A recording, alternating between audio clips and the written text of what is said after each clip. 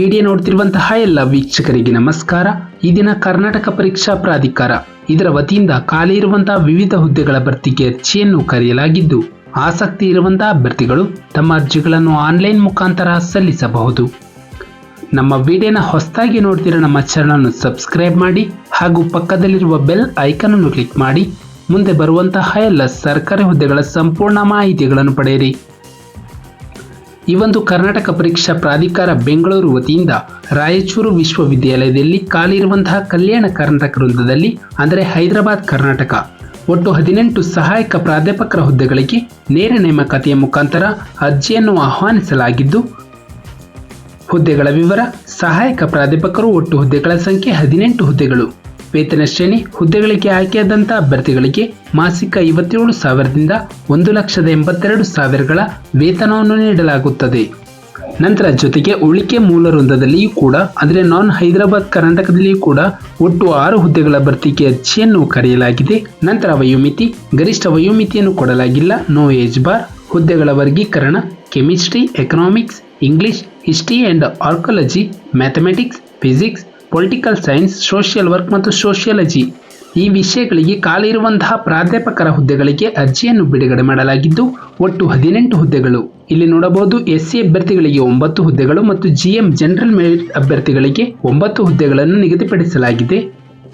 ನಂತರ ಅರ್ಜಿಯನ್ನು ಸಲ್ಲಿಸುವ ವಿಧಾನ: ಅಭ್ಯರ್ಥಿಗಳು KA ವೆಬ್ಸೈಟ್ಗೆ ಭೇಟಿ ನೀಡಿ ಅಥವಾ ನಮ್ಮ ಒಂದು ಡಿಸ್ಕ್ರಿಪ್ಷನ್ ಬಾಕ್ಸ್ನಲ್ಲಿ ಲಿಂಕ್ ಅನ್ನು ಕೊಟ್ಟಿರ್ತೇವೆ, ಅದನ್ನು ಕ್ಲಿಕ್ ಮಾಡಿ ಅಭ್ಯರ್ಥಿಗಳು ಆನ್ಲೈನ್ ಮುಖಾಂತರ ಅರ್ಜಿಯನ್ನು ಭರ್ತಿ ಮಾಡಬೇಕು. ಅಭ್ಯರ್ಥಿಯು ಯಾವುದಾದರೂ ಒಂದು ವಿಷಯಕ್ಕೆ ಅರ್ಜಿಯನ್ನು ಸಲ್ಲಿಸತಕ್ಕದ್ದು. ಒಂದಕ್ಕಿಂತ ಹೆಚ್ಚು ವಿಷಯಗಳಿಗೆ ಅರ್ಜಿಯನ್ನು ಸಲ್ಲಿಸಲು ಇಚ್ಛಿಸುವಂತಹ ಅಭ್ಯರ್ಥಿಗಳು ಪ್ರತ್ಯೇಕವಾಗಿ ಶುಲ್ಕವನ್ನು ಪಾವತಿಸಬೇಕು. ಅರ್ಜಿಯಲ್ಲಿನ ಯಾವುದೇ ಮಾಹಿತಿಯನ್ನು ಯಾವುದೇ ಹಂತದಲ್ಲಿ ಬದಲಾವಣೆ ಅಥವಾ ತಿದ್ದುಪಡಿ ಮಾಡಲು ಅವಕಾಶವಿರುವುದಿಲ್ಲ. ನಂತರ ಪ್ರಮುಖ ದಿನಾಂಕಗಳು: ಆನ್ಲೈನ್ ಮುಖಾಂತರ ಅರ್ಜಿಯನ್ನು ಸಲ್ಲಿಸಲು ಪ್ರಾರಂಭ ದಿನಾಂಕ 5/8/2024 ಬೆಳಗ್ಗೆ 11 ಗಂಟೆಯಿಂದ. ಆನ್ಲೈನ್ ಮುಖಾಂತರ ಅರ್ಜಿಯನ್ನು ಸಲ್ಲಿಸಲು ಕೊನೆಯ ದಿನಾಂಕ 25/8/2024 ರಾತ್ರಿ 12 ಗಂಟೆಯವರೆಗೆ ಕಾಲಾವಕಾಶವಿರುತ್ತದೆ. ನಂತರ ಶುಲ್ಕವನ್ನು ಪಾವತಿಸಲು ಕಡೆಯ ದಿನಾಂಕ 27/8/2024 ರಾತ್ರಿ 12 ಗಂಟೆಯವರೆಗೆ. ಸ್ಪರ್ಧಾತ್ಮಕ ಪರೀಕ್ಷೆ ದಿನಾಂಕ 3/10/2024 ಮತ್ತು 4/10/2024 ನಡೆಸಲಾಗುತ್ತದೆ. ನಂತರ ಅರ್ಜಿ ಶುಲ್ಕದ ವಿವರ: ಸಾಮಾನ್ಯ ವರ್ಗದ ಅಭ್ಯರ್ಥಿಗಳು ಪ್ರವರ್ಗ 2A 2B 3A 3B ಅಭ್ಯರ್ಥಿಗಳಿಗೆ 2,000 ರೂಪಾಯಿ. ನಂತರ ಪರಿಶಿಷ್ಟ ಜಾತಿ, ಪರಿಶಿಷ್ಟ ಪಂಗಡ, ಪ್ರವರ್ಗ 1 ಮತ್ತು ಮಾಜಿ ಸೈನಿಕ ಹಾಗೂ ವಿಕಲಚೇತನ ಅಭ್ಯರ್ಥಿಗಳಿಗೆ 1,000 ರೂಪಾಯಿಯನ್ನು ಅರ್ಜಿ ಶುಲ್ಕವಾಗಿ ಪಾವತಿಸಬೇಕು. ನಂತರ ಯಾವುದೇ ಕಾರಣಕ್ಕೂ ಪಾವತಿಸಿದ ಶುಲ್ಕವನ್ನು ಹಿಂದಿರುಗಿಸಲಾಗುವುದಿಲ್ಲ. ವಿಕಲಚೇತನ ಅಭ್ಯರ್ಥಿಗಳು ಅಂದರೆ 40%ಕ್ಕಿಂತ ಹೆಚ್ಚು ಅಂಗವಿಕಲತೆ ಹೊಂದಿರುವಂತಹ ಅಭ್ಯರ್ಥಿಗಳು ಮತ್ತು ಅದಕ್ಕೆ ಸಂಬಂಧಿಸಿದಂತೆ ಜಿಲ್ಲಾ ವೈದ್ಯಾಧಿಕಾರಿಗಳಿಂದ ಪ್ರಮಾಣ ಪತ್ರವನ್ನು ಪಡೆದಿರಬೇಕು. ನಂತರ ಸ್ಪರ್ಧಾತ್ಮಕ ಪರೀಕ್ಷಾ ಮತ್ತು ಆಯ್ಕೆ ವಿಧಾನ: ಮೇಲ್ಕಂಡ ಹುದ್ದೆಗಳಿಗೆ ಸ್ಪರ್ಧಾತ್ಮಕ ಪರೀಕ್ಷೆಯನ್ನು ಆಫ್ಲೈನ್ OMR ಮಾದರಿ ಅಥವಾ ಆನ್ಲೈನ್ ಮುಖಾಂತರ ನಡೆಸಲಾಗುತ್ತದೆ. ಸ್ಪರ್ಧಾತ್ಮಕ ಪರೀಕ್ಷಾ ಕೇಂದ್ರಗಳು ಬೆಂಗಳೂರು, ಧಾರವಾಡ ಮತ್ತು ಕಲಬುರಗಿ ಜಿಲ್ಲಾ ಕೇಂದ್ರಗಳಲ್ಲಿ ನಡೆಸಲಾಗುತ್ತದೆ.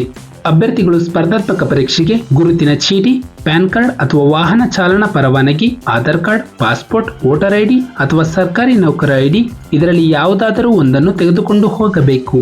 ನಂತರ ಪ್ರಶ್ನೆ ಪತ್ರಿಕೆಯ ವಿವರಗಳು: ಕಂಪಲ್ಸರಿ ಪೇಪರ್ 1 ಮತ್ತು ಸ್ಪೆಸಿಫಿಕ್ ಪೇಪರ್ 2 ಅಂತ ಇರುತ್ತೆ.